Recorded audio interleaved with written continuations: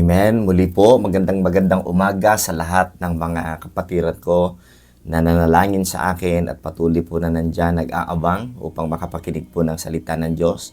Ito pong ating pag-uusapan ngayon mga kapatid ay makikita po natin dito sa Philemon 1:1. Isa lang naman po ang chapter nito, kaya Philemon 1:1. Ayan mga kapatid. At nais ko po sanang basahin natin at unawain po natin mga kapatid ang sinasabi po ng salita po ng Diyos. Okay, ito po ang sinasabi ng verse 1. The Bible says, Paul, a prisoner of Jesus Christ, and Timothy, our brother, unto Philemon, our dearly beloved and fellow laborer. Kung mapapansin ninyo mga kapatid, bawat pangalan nila ay may nakakapit na description, okay? Or kung ano po kung sino, hindi lang basta pangalan, kundi may descriptive name mga kapatid. Kagaya po ni Apostle Paul, sino siya? Prisoner of Jesus Christ. Si Timothy, sino siya? Our dearly beloved. Si Philemon, anong sabi? Our dearly beloved and fellow laborer. So sa bawat pangalan ay may nakakabit na another descriptive name mga kapatid. Ngayong umaga, pag-usapan po natin, ang pamagat po ng ating devotion ay dearly beloved. Dearly beloved. God changes the names. God changes the names. Ngayong umaga mga kapatid ay mayroon po akong naisabihin sa inyo na nasa puso ko. Dahil kinakailangan tayo po'y maging maingat sapagkat maraming mga tao, mga kapatid, ang ginagamit ng kaaway upang ma-discourage tayo. Okay? Alam niyo po ba, mga kapatid, ang Diyos ay nagbabago ng pangalan. At kapag binago niya ang pangalan ng isang tao, hindi na po niya ito muling pinapalitan. Pero ang tao, okay, depende sa pagtingin niya sa'yo, depende sa puso niya sa'yo, kapag ikaw ay tinawag niyang dearly beloved ngayon, at nagkaroon ka ng sama ng loob o siya ng sama ng loob sa'yo, mga kapatid, babaguhin niya rin po yun balang araw. Okay? Pero ang Panginoon, kapag siya po ay nagbago ng pangalan natin, hindi na po niya yon binabawi. Ano man ang kondisyon ng atin pong yung atin pong buhay, yung estado natin, sapagkat minsan bumabagsak tayo, minsan tumataas po tayo mga kapatid sa ating spirituality, pero yung Diyos natin hindi po binabago ang ating pangalan. Mga kapatid, ako po ay maraming tawag sa akin eh.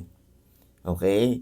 Ang tawag sa akin mga kapatid, simula nung bata pa ako, napakadami kung i-mention ko po mga kapatid ang daming tawag sa akin. Depende kung ano po yung aking trabaho, kung ano po yung aking, yung pagkakilala nila sa akin. Okay? Minsan po ay nung ako'y bata pa mga kapatid ay naranasan kong magtinda ng balot. Okay?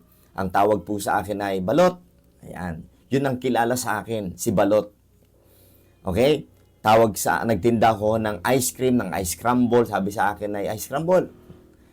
Okay? So, napansin niyo po yon. Kung anong tawag sa'yo, yun yung trabaho mo, yun yung pagkakilala nila sa'yo. Nung ako po ay nangangaral ng Word of God, kahit hindi nila ako kilala, pero nangangaral ako ng Word of God, automatic ang tawag sa akin ay pastor. Okay? Tinawag din akong missionary. Tinatawag din akong evangelist. Ibig sabihin, kung ano ang pagkakilala sa'yo ng tao, yun ang itatawag nila sa'yo. Okay? Minsan, ang tawag nila sa akin, mga kapatid, ay Pastor Anton. Pero nung sila po'y na-offend sa akin, ang tawag na nila sa akin ay Anton. Yang si Anton. Yan. Ang tawag nila sa akin ay Sir Anton. Ang tawag nila sa akin ay si Antonio. Yan. So, nagbabago ang pangalan ko. Depende sa pagkakilala nila sa akin at depende sa mood ng kanila pong damdamin sa akin. Pero listen to this. Once na ang Diyos ay nagsabi na ako'y kanyang beloved son, ako ay kanyang minamahal na anak, mga kapatid, simula nung ako'y naligtas, walang pwedeng bumago niyan. Yan po ay nakasulat sa langit, mga kapatid. Ang aking pangalan ay nakasulat sa langit. Mga kapatid, ang inyong pangalan ay nakasulat sa langit. Kung kayo'y tunay na mananampalataya ng ating Panginoon, huwag na huwag kayong madi-discourage. Sapagkat kilala kayo ng Panginoon. Kilala ako ng Panginoon. At walang tunay na nakababatid ng aking relasyon at puso sa Panginoon, kundi ang Panginoon lamang. Amen? Kaya po mga kapatid, huwag nating hahayaan na tayo po ay mabihag o panghina ng loob o panghinaan ng loob dahil po ang tawag na sa atin ngayon ay dating brother, dating sister, ngayon po ay sir and ma'am na lang. Okay? Dapat maintindihan po natin, at least may paggalang pa din, di ba? Sir. So, ibig sabihin, nasa na yung pangalang brother? Ibig sabihin ba nun, hindi mo na ako tinuturing na brothers in the Lord? Kasi dating ang tawag mo sa akin ay Brother Anton, ngayon ang tawag mo sa akin ay Sir Anton. Ano ibig sabihin? Meron ka bang ibig sabihin nun? Meron, mga kapatid. Meron po yon. Kapag tinatawag po kayo sa iba't ibang pangalan, yun po ang puso ng tao na yun sa inyo. Pag ayaw niya, hindi niya kayo matawag na pastor, hindi na kayo matawag na missionary, mga kapatid, yun na po, hindi na po kayo itinuturing na pastor, hindi na kayo tinuturing na missionary, at itong matindi. Pag hindi ka na tinatawag, mga kapatid, na brother, at sir na lang ang tawag sa'yo, para bang ang nangyayari, ikaw ay hindi ka na niya pinapaniwalaan na kapatid ka niya sa Panginoon. Ikaw ay simpleng tao na lamang, lalaki o babae. Ngayon mga kapatid, hindi ko alam kung ano po ang inyo pong nararanasan. Pero gusto ko kayong i-encourage ngayong umaga na ang pinaka-importanting tao, mga kapatid, na pwede kang maapektuhan o ang pinaka-importanting persona na ikaw ay dapat makinig at mag-pay attention ay ang persona ng Diyos mismo. Amen. Huwag mong intindihin kung pinapansin ka ng ibang tao. Ang pinakamahalaga ngayon, pinansin ka na ng Diyos na tagapaglikha. Pinansin ka ng God, the one who create all things, mga kapatid. Minsan, sobra tayo nasasaktan. Ito ang turing niya sa akin. Ito na yung tawag niya sa akin. Hindi niya ako nire-respeto kasi ito yung tinatawag niya sa akin. Mga kapatid, sino ba yon? Sino ba yung tao na yon? Ha? Yung Diyos, nung tinawag kang, you are my beloved, my dearly beloved. Yung mga words na yan, dearly beloved, galing sa Diyos yan. Yan ang tawag ng Panginoon sa mga anak niya. Tayo po ay dearly na beloved pa. Ibig sabihin mga kapatid, parang redundant po yan. Superlative, sobrang mahal. Amen? Ibig sabihin, sobrang mahal tayo ng Diyos. Sapagkat minamahal tayo ng Diyos, hindi dahil sa ating ugali, minamahal tayo ng Diyos, hindi sa atin pong pagkatao. Mga kapatid, hindi tayo karapat-dapat na tawagin ng Diyos na anak niya. Sapagkat sobrang sama natin, sobrang makasalanan natin. Pero nung tayo'y naligtas, ang tingin ng Diyos sa atin ay kasing puti, kasing banal, kasing linis ng kanyang anak na si Jesus Christ. Anong tawag ng ating Ama sa Panginoong Hesus? Ha? Anong tawag niya? This is my beloved Son. Ang tawag ng God the Father kay Jesus Christ ay beloved Son. Anong tawag po sa atin ngayon? Nung tayo po'y unang makatanggap ng banal na Espiritu, nung tayo sumampalataya, Ephesians 1:13, Galatians chapter 4 verse 6, we cry, Abba, Father. We cry, Abba, Father. Tinuruan po tayo ng banal na Espiritu kung ano ang dapat nating i-address sa Diyos. Anong tawag natin sa Kanya? Abba, Father. Alam niyo po ba sa buong Biblia, dadalawa lamang po ang binigyan ng Diyos o ang nakatala na gumamit ng address sa Diyos na Abba Father? Alam niyo kung sino? Ang Panginoong Jesucristo nung siya po'y nandun sa Garden of Gethsemane. Okay? Abba Father. Now, nung tayo'y naligtas, tinuruan din tayo ng Holy Spirit na tumawag sa Diyos ng Abba Father. Kung tutuusin mga kapatid, wala tayong karapatan. Si Kristo lang ang may karapatan na tumawag sa Kanya ng Abba Father. Why? Sapagkat siya lamang po yung karapat-dapat.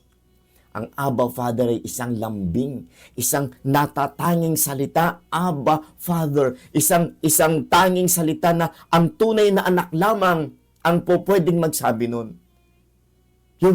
Yung mga tao sa labas, hindi ka pwedeng tawagin Abba Father. Hindi siya pwedeng tawagin na Abba Father. Ang tanging maa-appreciate ko lamang na magsabi sa akin na Papa ay si Anon, si Anra, and si Josh.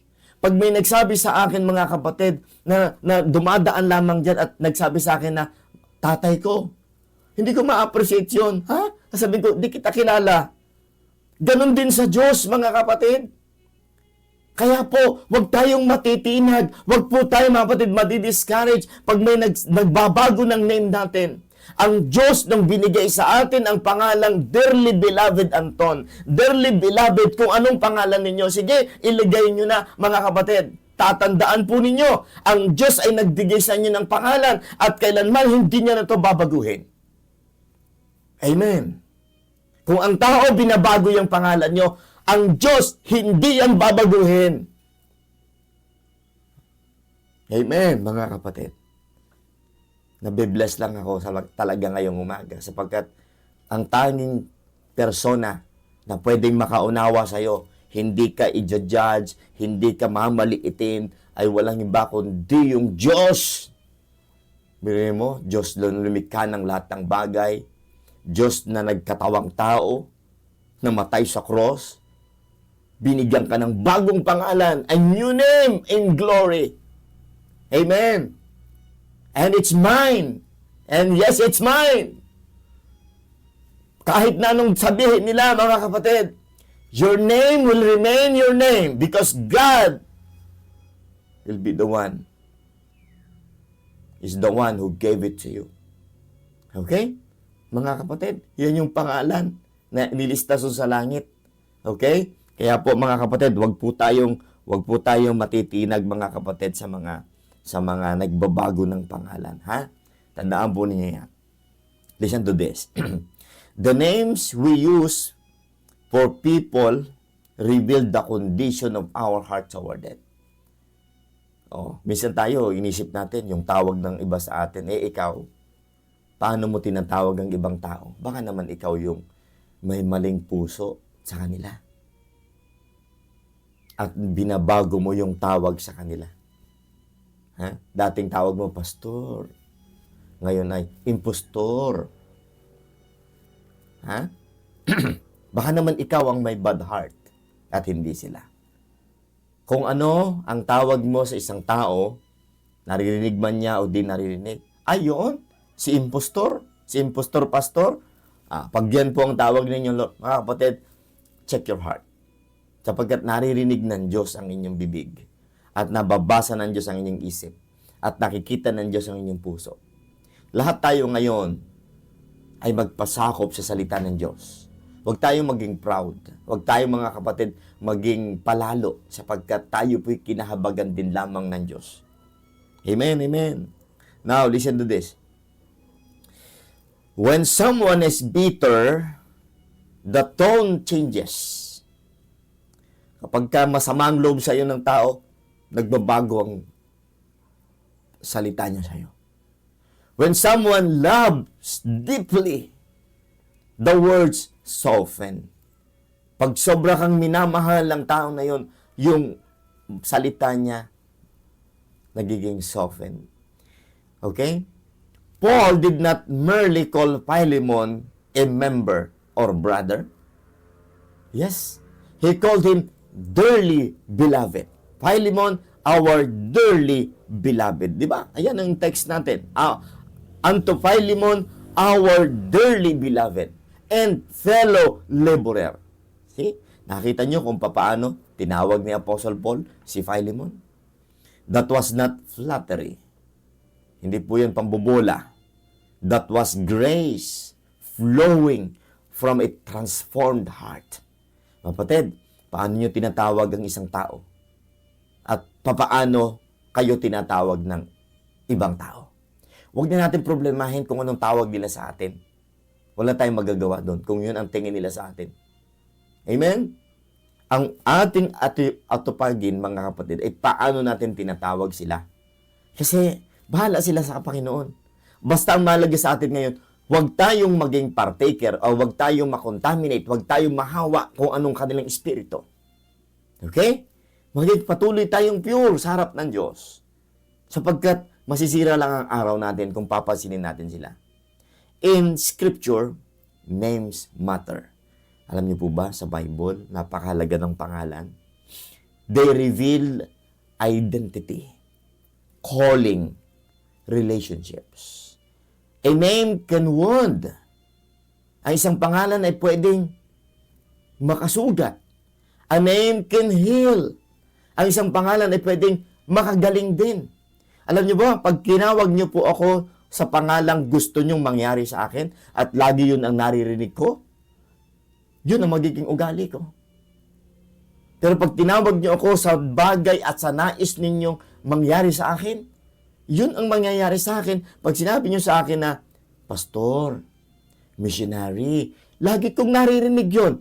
At napapaalalahanan ako na ako pala may inaalagaan. Ako pala may pinapastoran. Ako pala, ito palang taong ito nagpapapastor sa akin. Kasi tinatawag niya akong pastor. Amen, mga kapatid. Okay? And listen to this. A name can restore. Pag ang isang tao nagkasala at tinawag mo siya sa pangalan na makakatulong sa kanya upang manumbalik siya sa Panginoon, malaking bagay po yun. Kaya mga kapatid, ang ating dila po ay parang tabak.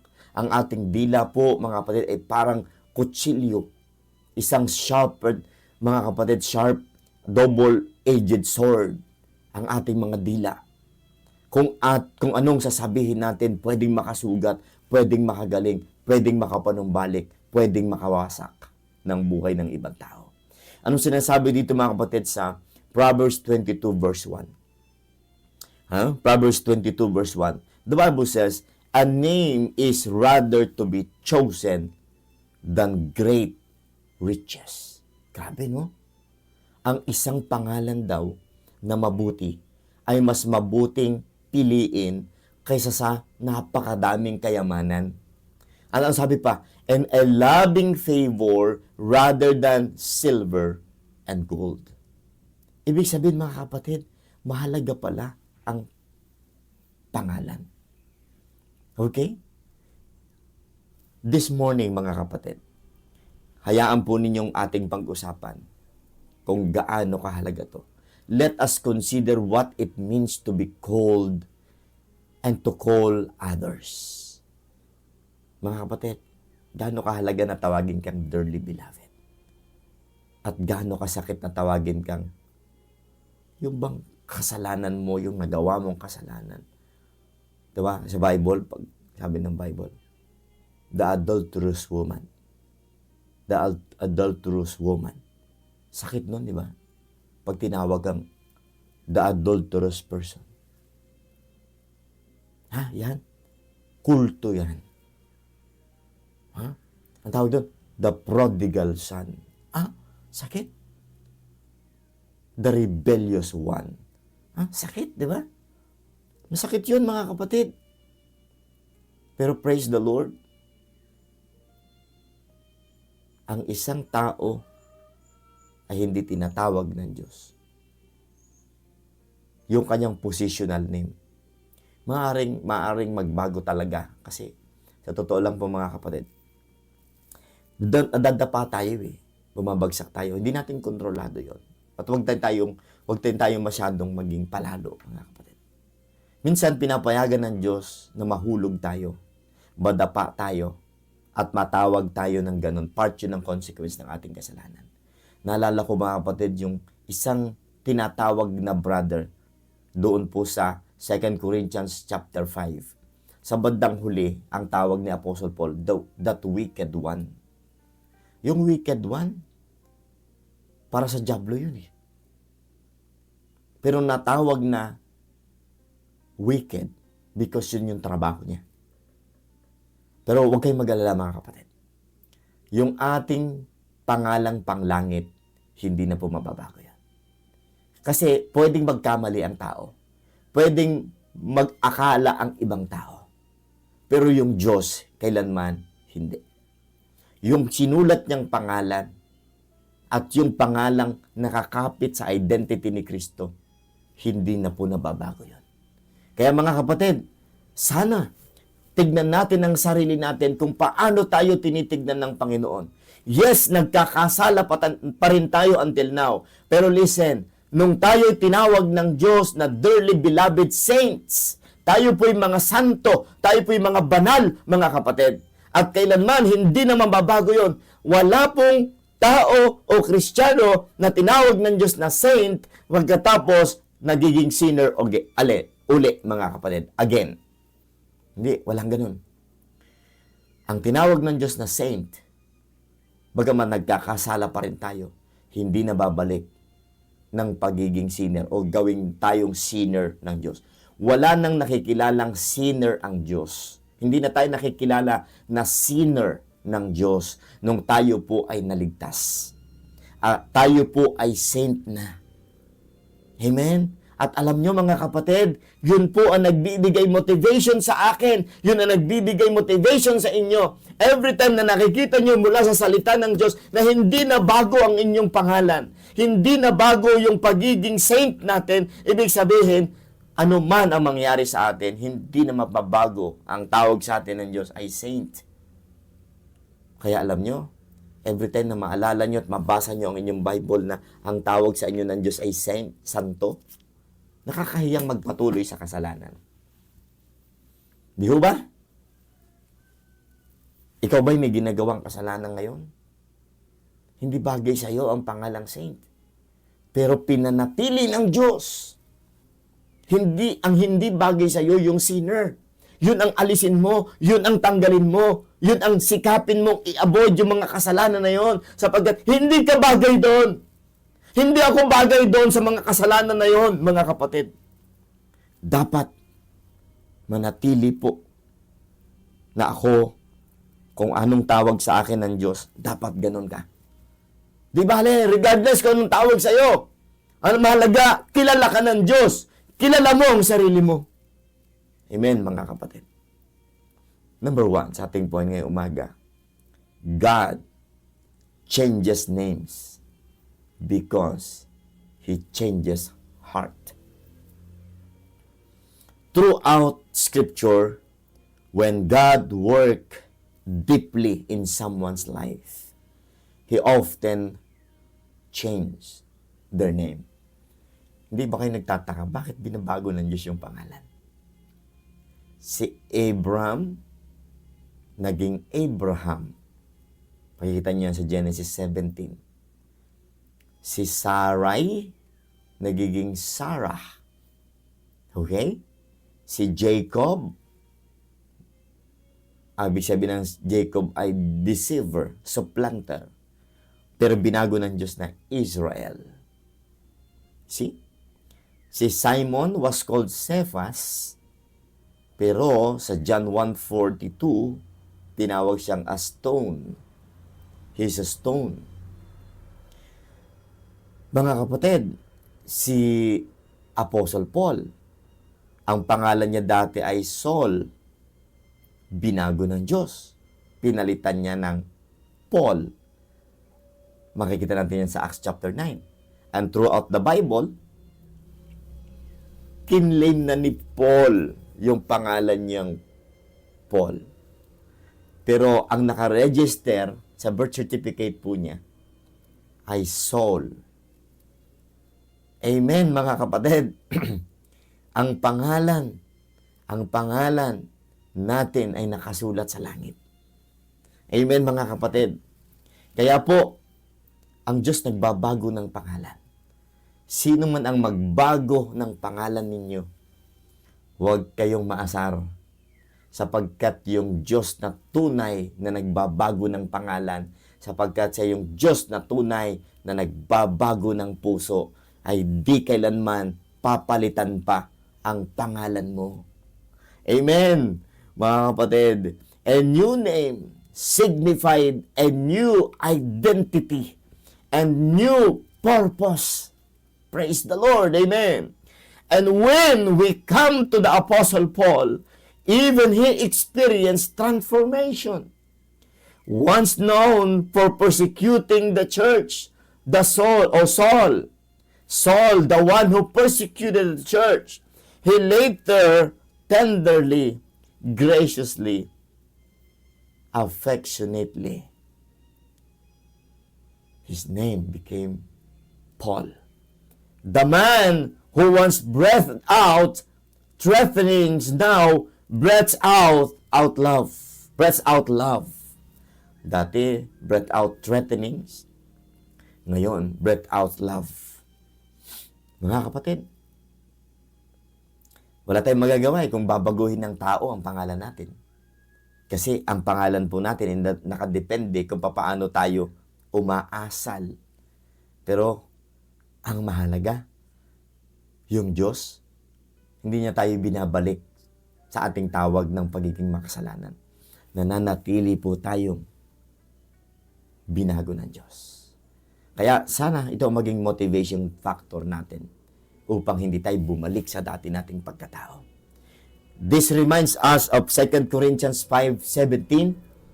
Therefore, if any man be in Christ, he is a new creature. All things are passed away.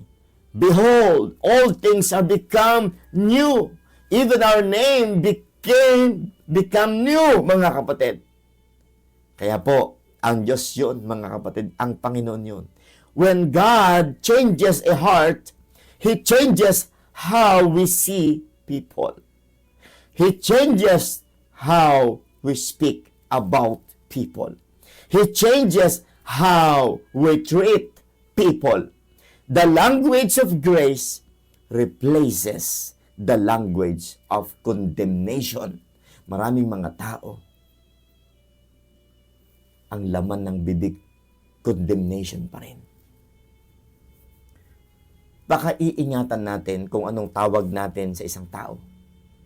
Sapagkat kung yung tao na yon ay tunay na anak ng Diyos, kung yung tao na yon ay tunay na tinubos ng Panginoon, tapos tatawagin mo siya sa pangalang hindi nararapat sa Kanya, pananagutan mo sa Diyos yon. Kaya mag-ingat tayo. Hindi porke ang isang kapatid na hulog sa kasalanan, tatawagin mo na kung anong tawag ng mundo sa kanya. Mga kapatid, hindi ka nakakatulong sa kanya kung tatawagin mo siya out of bitterness. Ito, pakinggan niyo mga kapatid itong isang kwento. Isang illustration na kung saan ay matagal ko nang narinig to at ngayon babanggitin ko ulit. There was a school teacher who had a troubled student known by everyone as a problem child. Okay? So, may problema yung estudyante. At ang tawag na sa kanya ay problem child. The problem child. So, yung teacher niya, mga kapatid, narinig yun. Siya yung magiging teacher next year. Nung batang yun ang tawag ay problem child. Yung level na problem child followed him everywhere. Kahit sa pumunta, yun ang tawag sa kanya, si problem child. Teachers is expected failure before he even opened his notebook. Lahat ng mga teacher, yun ang tingin sa kanya. Naku, yung batang yan, yung batang yan ay problem child. Okay? Now, merong isang teacher na substitute. Binago niya ang pangalan. One substitute teacher began calling him young man with potential. Wow! Kaya, ang tawag niya sa kanya, that young man with potential. At first, the class laughed. Nagtawanan yung mga ka-classmates niya. But something shifted. Something changed. The boy began acting according to what he was called. Amen. Nag-umpisang magbago yung tao. Nag-umpisang magbago yung bata. Kasi parang first time nang narinig niya. The child with potential. Young man with potential. Amen. Mga kapatid, makinig kayo mabuti. Makapangyarihan po ang ating bibig. Makapangyarihan po ang ating dila. Kung ano ang ine-expect natin sa tao, yun ang magiging sila. Kapag sila ang tingin mo, wala namang mararating yan. Yun lagi ang tingin mo sa kanya. Pag ang tingin mo sa anak mo, wala ka namang mararating. Yun ang mangyayari sa anak mo. Pero once ng anak mo, itinuring mo kung papaano mo siya gustong maging. Yun ang mangyayari sa kanya. Kaya kaiingat tayo sa ating mga sinasabi sapagkat ito ang magbabago sa ibang tao. Mga kapatid, sometimes people rise or sink. Tanggapin na natin yon. Ang tao bumabagsak o umaakyat, bumabagsak, umaakyat. Ang tanong, lahat ba tayo ganon? Ang sagot, yes! Huwag mong sasabihin na ikaw ay consistent na nasa taas. Alam na alam mo sa sarili mo na minsan bumabagsak ka din. Pero bakit ang tingin mo sa ibang tao na bumabagsak, parehas lang naman kayo Bakit ang yabang mo? Ha? Mga kapatid, bakit ang yabang ko? People sometimes rise, sink to the names given to them. Listen, but God never calls His children by their past failures. Amen. He calls them sons, beloved, saints, accepted. In fact, ang tawag sa atin ng Diyos, we are now accepted in the beloved. Who is the beloved one? Sabi ng God the Father, this is my beloved Son, in whom I am well pleased. Nangyari po yun ng 2 beses nung binautismuhan si Jesus Christ at dun po sa Mount of Transfiguration. Ang sabi mga kapatid sa Ephesians 1:6, to the praise of the glory of His grace, wherein He hath made us accepted in the beloved. See? Tinanggap tayo sa beloved. Who is the beloved one? That is the Lord Jesus Christ. And tinanggap tayo, and therefore, ang identity natin ay dearly beloved din. Kaya pala ang tawag po ay dearly beloved sa atin. Why? Dahil yun ang tawag ng Diyos. Yun ang nakikita ng Diyos sa akin. Kaiingat ka kung paano mo ako tatawagin. Kaiingat ka kung paano mo tawagin ng ibang tao sapagkat baka hindi kayo parehas ng Diyos ng tawag, magiging kalaban ka ng Panginoon. Magiging iba. Kung anong tawag ng Diyos sa Kanya, yun ang itawag mo. Okay? Huwag po tayong gumamit ng mga terminology sa tao at ipangangalan natin doon sa kanila. Pag hindi yun ang tawag ng Diyos sa kanila, mananagot ka sa araw ng paghuhukom.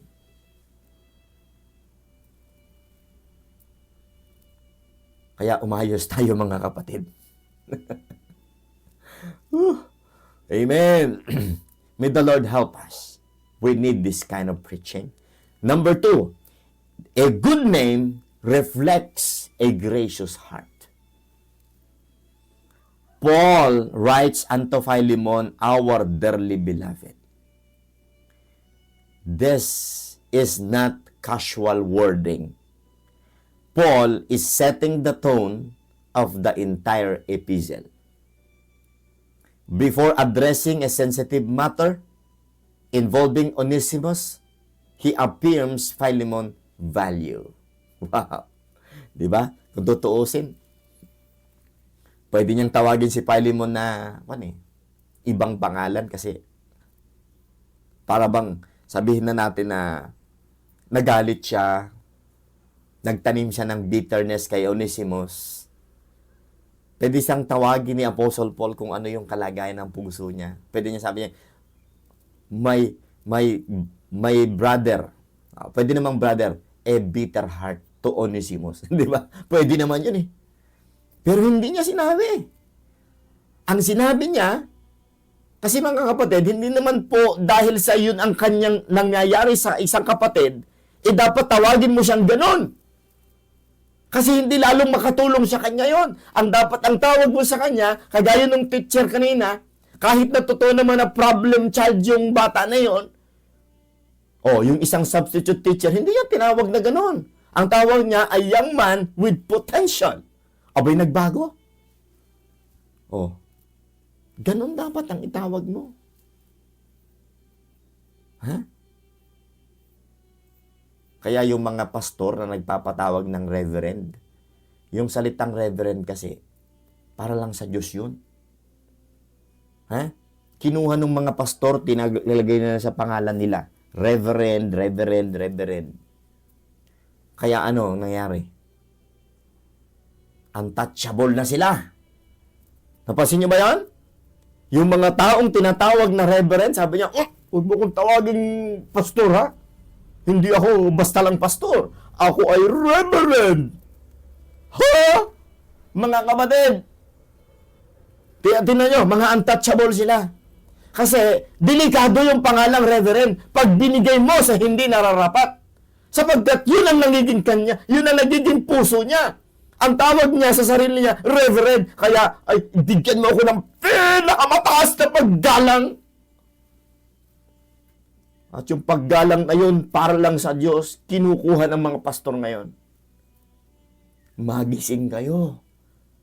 Tanggalin nyo sa pangalan niya yung reverend na yan, sapagkat sa Diyos lang yan. Kung anong tawag sa atin ng Diyos, pastor, yun, pastor. Missionary, evangelist, yun. Di ba, mga kapatid? Kaya kaiingat tayo sa pangalan. Mahalaga yung pangalan, mga kapatid. Mahalaga po yung pangalan. Okay? Now, listen carefully. Si Apostle Paul, tinawag niya si Philemon na dearly beloved. Amen? He calls him dearly beloved and fellow soldier o fellow laborer, mga kapatid. Listen to this. Words can prepare hearts for reconciliation. Makikita nyo kasi mayroon siyang gustong gawin eh. Gusto niyang mag-reconcile si Onesimus at saka po itong si Philemon. Kaya piniprepare niya yung puso niya. Piniprepare ni Apostle Paul yung puso ni Philemon. Ang tawag sa kanya, dearly beloved and fellow laborer. Okay? Words can prepare hearts for reconciliation. The book of Philemon centers on restoration. Onesimus, once an unprofitable servant, had been saved. Paul now writes on his behalf. Alam niyo ho ba? Ang ganda-ganda ng preaching na ito. Ang ganda-ganda po mga kapatid ng message na ito. Alam niyo kung bakit? Naalala ko bigla. Si John Mark, nakaaway ni Paul. Kung hindi ako nagkakamali, sa Acts 15 yun. Nagsagutan si Barnabas at saka po si Paul. Sapagkat pinagtatalunan nila, pinag-aawayan nila kung isasama ba itong si John Mark. Itong si John Mark, pamangkin po yan ni Barnabas, mga kapatid. Siyempre, blood related sila. Gusto ni Barnabas, isama natin. Ayon kay Pablo, huwag natin isama yan. Ayokong kasama yan. Bakit? Yan ay nang iiwan. Kasi po ang problema nitong si John Mark, nandun na sila sa mission field. Iniwan ba naman sila?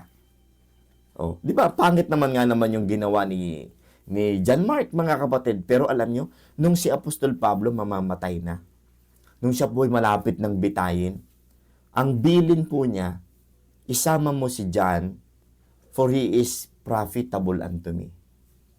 Okay? Sister Tess, hanapin nyo nga yun. Si John Mark, profitable unto me. Sabi po pakilagay po sa ating comment section. Ha? Si John Mark ay profitable kay Paul. Pero dati, unprofitable. So, ibig sabihin, ang isang mananampalataya, pwedeng ma-upset ka, pwede kang ma-discourage sa kanya. Pero later on, huwag mo naman siyang tuldukan na kung anong pagkakamali niya ng una, hanggang sa mamatay siya, hindi na siya magbabago. Ang problema sa ating mga tao, masyado tayong magagaling. Mas magaling pa tayo sa Diyos. Dapat may punong-puno ng pag-asa ang ating puso. Kung yung tao ay nadapa, huwag natin silang ituring na hanggang ngayon, pambihira mga kapatid, 5 taon, 10 taon na nakakaraan, ang tingin mo pa rin sa kapatid na yon, ganun pa rin. Tingnan mo naman mabuti, baka naman nagbago na. Huwag mo naman siyang tawagin na iba. Tingnan niyo po, itong si Apostle Paul, ang tawag niya mga kapatid kay Onesimus, hindi na servant, kundi beloved na din. Na-discuss natin yan nung linggo. Okay?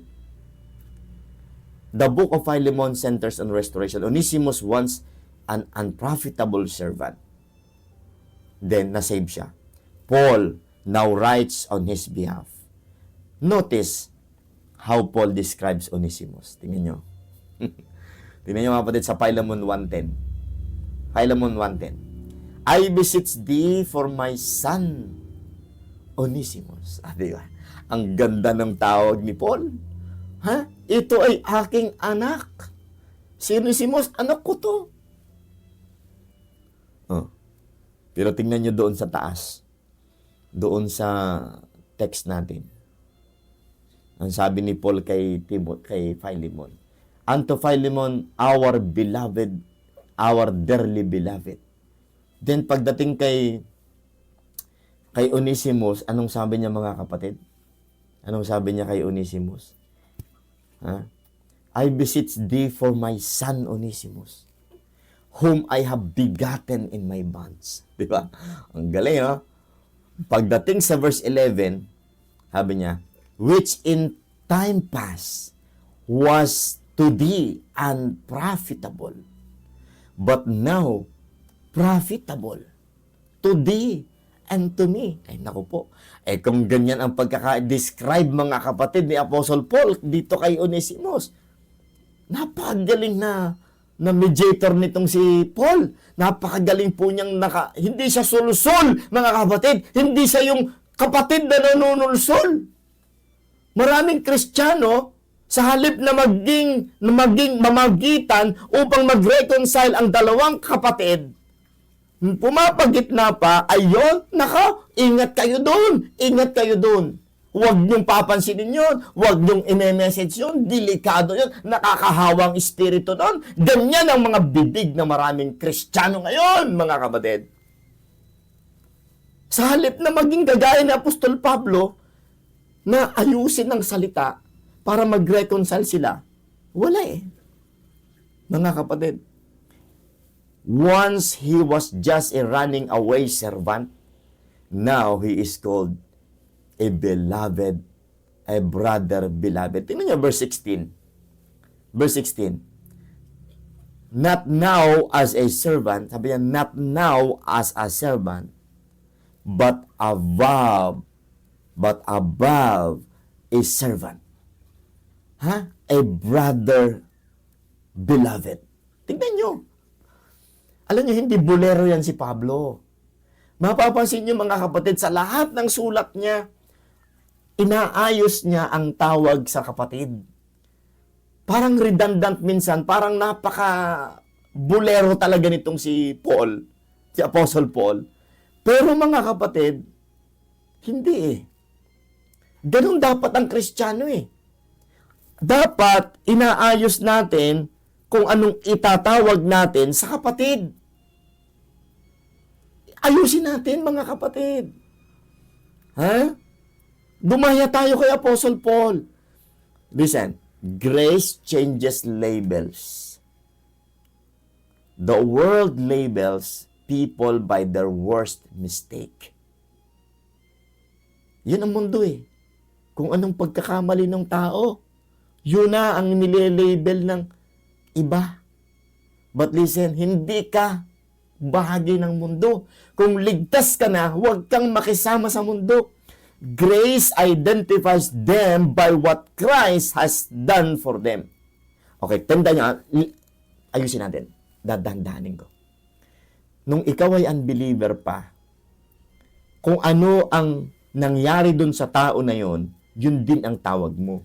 Kung adulterer yun, adulterer yun. Kung yun ay magnanakaw, magnanakaw. Hoy, magnanakaw. Di ba yun ang tawag mo? Hoy, chismoso. Hoy, chismosa. Di ba yun ang tawag mo? Listen, pero kapag yan ay nasave na, binago na ng Panginoon, ikaw ay binago din ng Diyos, ang isipin mo kung paano at ano ang tawag ng Diyos sa Kanya. Yun ang itawag mo sa Kanya. Huwag kang gumaya sa mundo. Grace identifies them by what Christ has done for them. Ano bang ginawa ng Diyos sa kanila? Yun ang itawag mo sa kanila. Maaalala nila, brother. Mahal kita sa Panginoon. Kung ikaw ay nadapa, hindi nagbabago ang tingin ng Diyos sa iyo. Anak ka pa rin niya. Bumangon ka at magpatuloy ka sa Panginoon. Huwag kang lumugmok, huwag kang sumuko. Dapat ganyan ang bibig natin. Hindi yung ang laman ng bibig natin, mga sumpa. Huwag kang makikinig doon. Delikadong tao yon. Wala yon. Kung ganyan ka, magsisi ka. Kasi ikaw din makasalanan. Ikaw din araw-araw ang isip mo nagkakasala. Pasalamat ka, hindi ka binibisto. Pero may araw ka rin. Hindi man sa lupang ito, doon sa langit, ilalantad ng Diyos ang mga kasalanan natin. Kaya dapat maging humble lang tayo, mga kapatid. Sapagkat lahat may kapanahunan. In everything, there is a purpose. There is time. And the Bible says, in His time, He makes all things beautiful. Huh? Ecclesiastes 3 verse 11. Kaiingat tayo mga kapatid. Huh? And Paul models how believers ought to treat one another. Tinuturuan tayo. Anong sabi ng Ephesians 4:32? Mga kapatid, Ephesians 4:2, be ye kind one to another, tender-hearted, forgiving one another, even as God, for Christ's sake, hath forgiven you. Paano ka ba pinatawad ng Diyos? Manatiling tender-hearted ka, maging mabait ka. Amen. Hindi yung daig mo pa ang hindi nakaintindi, para bang ang tingin mo sa sarili mo, sobrang bait mo. Araw-araw namang, sabi ko nga sa inyo kahapon, sabi ko nga sa inyo nung linggo, doon sa, nag-street preaching kami nung linggo mga kapatid. Sabi, lumabas lang sa bibig ko, I believe that's the prompt of the Holy Spirit. Tisod na tisod ka sa pastor, tisod na tisod ka sa ministro, tisod na tisod ka kung kahit sino. Lagi ka lang tisod, pero di ka matisod sa sarili mo mismo. Bakit? Pagtingin mo pa lang sa salamin, alam na alam mo, yung mukha na yan, alam mo sa sarili mo kung gaano ka ka-weak, kung gaano ka ka-wicked, kung gaano kasama ang isip mo. Tisod na tisod ka sa ibang tao, ba't sa sarili mo hindi ka matisod? Yun ang pinakamagandang dahilan para ikaw ay magpatawad. Yun ang pinakamagandang dahilan para ituring mo ng ayos yung iba. Hindi yung puro na lang, sila. How about you? We are to treat people the way God treats us. Not based on merit, but based on mercy. Amen, mga kapatid.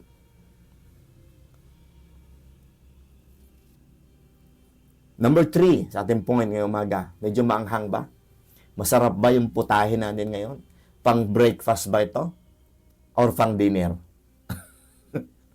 Or pang lunch? whatever. This is the Word of God. Amen. Number 3, we are called beloved. Therefore, we must call others beloved. Kung tinawag ka ng Diyos na beloved, kaibig-ibig na anak ng Diyos, tawagin din natin ang lahat ng ligtas na beloved, anuman ang kalagayan po nila, mga kapatid. Okay? In Paul's letters, we frequently addresses believers as beloved. Dearly beloved, avenge not yourselves. Romans 12:19. Di ba? Ang bihira, no? Mga iniibig na kapatid, kaibig-ibig, minamahal na Hindi ko alam Tagalogin eh. Dearly beloved. Minamahal na minamahal. Ano ba yan? Minamahal na pinakaiibig. Ano ba? Ang galing ng English natin. Ang galing ng King James Bible eh. Oh, ganyan ang Bible, mga kapatid. Ganyan ang King James Bible. Pagdating sa kaligtasan, ang sabi sa atin, we are freely, ano yung sabi? Freely given. Oh, di ba? Redundant yun. Freely give. Oh, Romans 5, makikita mo yan. Redundant po. Freely give. Gift. Free na nga. Free gift. Ayan, yun po yun. Free gift. Di ba, matik na yun? Pag gift free yun. Pag dearly, beloved na yun. Pero bakit ganun ang Bible? Kasi binibigyan tayo ng Diyos ng pagkaunawa. Ayusin natin ang terminology natin, mga kapatid. Dearly beloved, avenge not yourselves. Romans 12:19. Anong sabi sa 1 Corinthians 15:58? Anong sabi ni Apostle Paul sa mga mananampalatayang Corinthians? Makikita nyo sa unang mga talata, grabe ang rebuke ni Apostle Paul sa mga Corinthians, right? O sa 1 Corinthians yan. Pero nung magtatapos na siya, nung siya po'y magpapaalam na sa kanyang letter, anong tawag niya?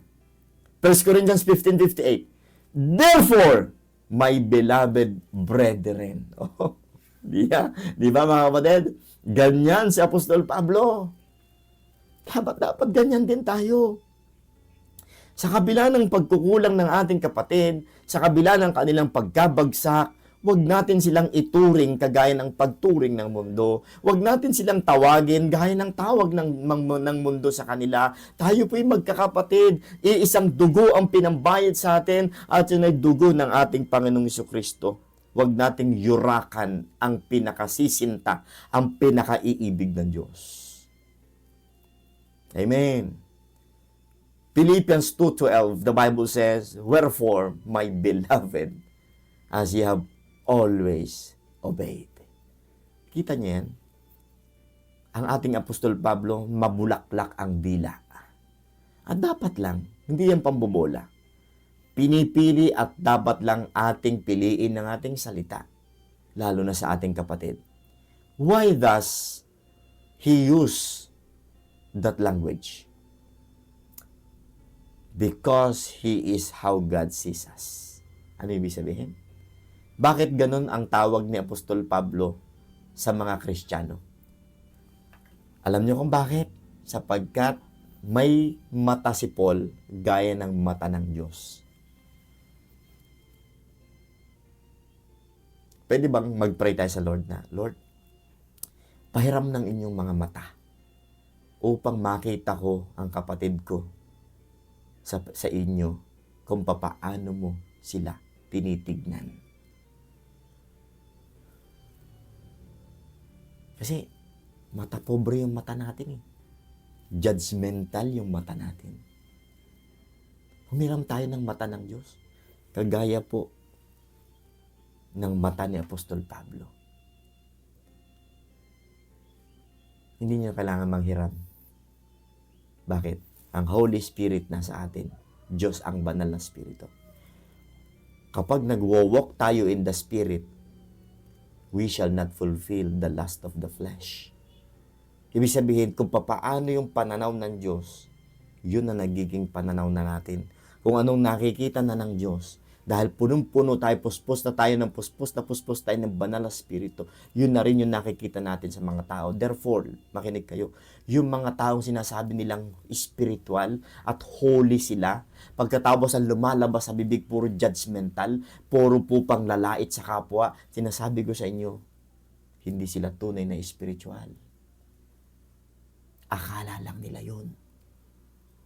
Sapagkat ng tunay na spiritual na tao, nagsasalita gaya po ng pagsasalita ng Diyos. Tinuturing ang ibang tao gaya ng pagturing ng Diyos sa kanila. I-check nyo po ang inyong spirituality. Pag ang bibig ninyo puro na lamang pong panglalait sa kapwa, pag ang bibig ninyo puro na lang pang-aalimura, pag ang bibig po ninyo, mga kapatid, puro na lang judgment sa ibang tao, sa halip na grace, sa halip na charity, sinasabi ko sa inyo, you are not spiritual. Sa Galatians 6:1, ang inuutusan ng Diyos na mag-restore ay yung spiritual. Nakita nyo? Ye that are spiritual. Ang masakit ay ito. Ang tingin ng tao, ang tingin niya sa sarili niya, spiritual siya. Kaya ako ang magre-restore sa kapatid na ito. Pero bakit ang lumalabas sa bibig, puro na lamang sumpa, puro na lamang po panglalait, puro na lamang po mga kapatid, judgmental. Ayan, hindi na magbabago yan. Yan talaga yan. Ha? Ingat kayo sa mga taong ganun. Pero huwag kayong mamuhi. Pag-pray nyo pa rin. Okay? Yan ang pagiging tunay na Kristiyano. Amen? Si Apostle Paul, grabe siyang magturing sa kapatid. Because that is how God sees us. That's why Apostle Paul uses those languages. Even when correcting, Apostle Paul, ayos din salita niya. Even when exhorting, even when rebuking, correction does not cancel affection. Wala, hindi mo mararamdaman may affection eh. Pag mag-preach, galit na galit eh. Ramdam mo sa preaching na galit, may pinatatamaan at galit na galit. Ha? Correction does not cancel affection. If God calls us beloved, sinners saved by grace, how can we withhold the Spirit toward? How can we withhold that Spirit toward others? Ikaw ba'y naligtas din sa biyaya ng Diyos? Parehas lang tayong naligtas sa biyaya ng Diyos. Now, ang tanong, anong espiritu mo? Pag nakakita ka ng taong nadadapa, pag nakakita ka ng tao o kapatid, hindi lang basta tao, kapatid mismo. The way we address people in the church should reflect heaven's tone. Not sarcasm, not superiority, not suspicion. Wala eh, bawat salita mo, oh, naku, may ginawa na namang masama yan. Naku, wala namang gagawing tama yan. Not suspicion, but grace. Anong sabi mga kapatid ng Colossians chapter 3 verse 12? Colossians 3:12. Put on therefore as the elect of God, holy. Ang ganda oh. Tingnan nyo kung paano ina-address ng Panginoon yung mga mananampalataya. Put on therefore as the elect of God. We are the elect of God because of Christ. We are holy, beloved, ano pa? Bowels of mercy, kindness, humbleness of mind, meekness, long-suffering. Yan, ganyan tayo lahat. Yan ang identity natin. Dapat ganyan tayo. Notice the order. We are called beloved firsts. When we are commanded to put on mercy, mga kapatid, identity fuels behavior. Amen. When we know we are beloved, we learn to treat others as beloved. Tandaan niyo po yan. Hindi pwede na ang turing mo sa iba ay kriminal. Gayong alam mo sa sarili mo, tinuring ka ng Diyos na beloved. Huwag tayong ganun. Kung meron mang nadadapa, kung meron mang nahuhulog sa kasalanan, ang tawag pa nga ng iba, tumalon sa tulay, nagpakamatay. Pinatay nila ang kanilang testimony. Ano gagawin mo? Tatawanan mo? Buti nga sa'yo. Yan ba ang turing mo? O ano ba? Sige nga, kayo nga yung tao na nakakita ng may nagpakamatay, nahulog sa tulay, namatay.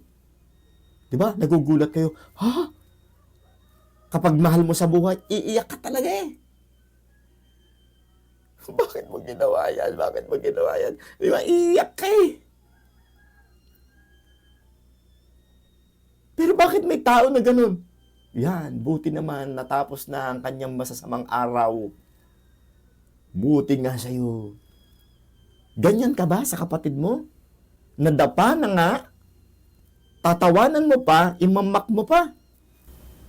Di ba mga kapatid? Kaya ngayong umaga sana tumanim sa puso natin ito. Dahil sa totoo lang mga kapatid, lahat tayo mabaho. Lahat tayo marumi.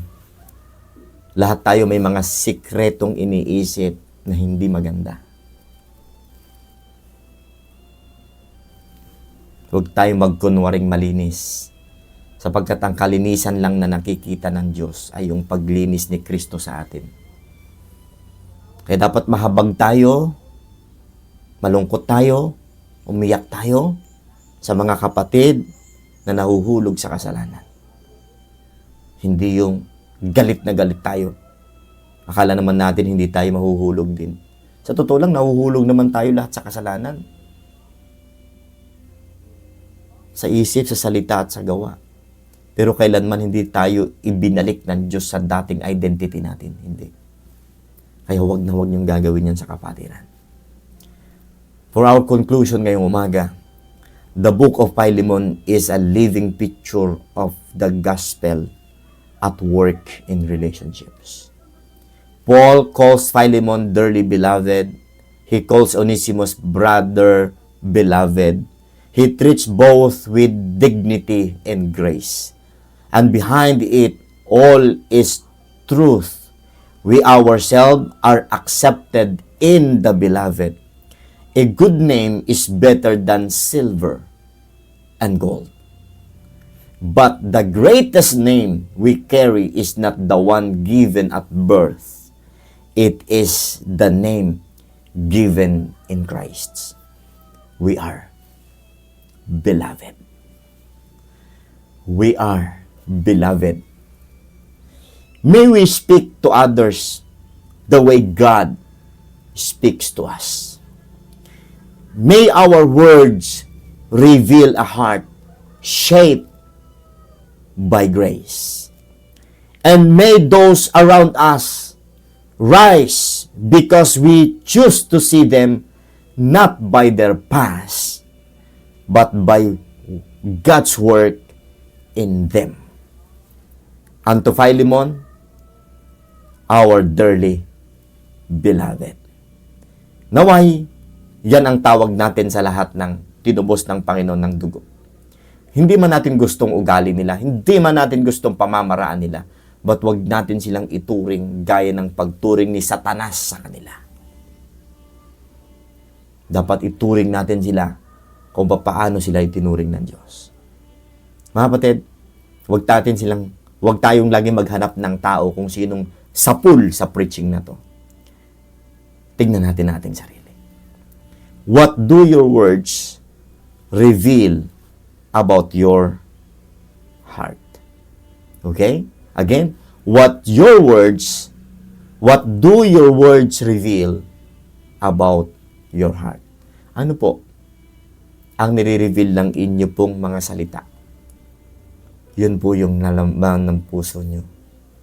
For out of the abundance of the heart, the mouth speaketh.